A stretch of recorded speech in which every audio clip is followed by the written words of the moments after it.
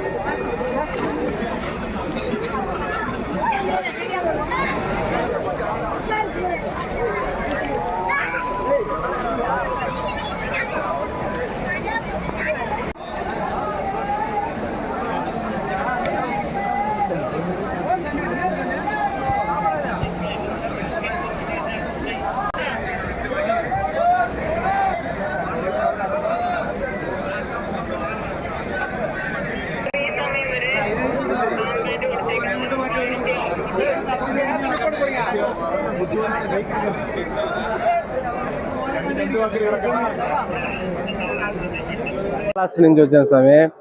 మాది కొండంనాడు గ్రామం. ఇక్కడ మెయింటెనెన్స్ సరిగా లేదు స్వామి. టాయిలెట్స్ లో వాటర్ ప్రాబ్లం, రష్ ఫుల్గా ఉంది. మెయింటెనెన్స్ పూర్తిగా సరిలేదు స్వామి. దర్శనానికి కూడా పంబ నుంచి పై దాకా క్యూలో ఉన్నారు స్వామి.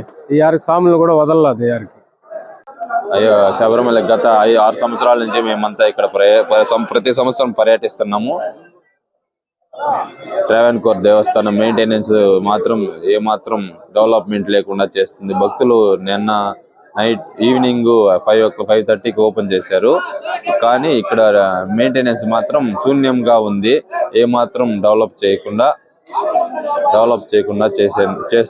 మెయింటెనెన్స్ సరిగా చేయట్లేదు.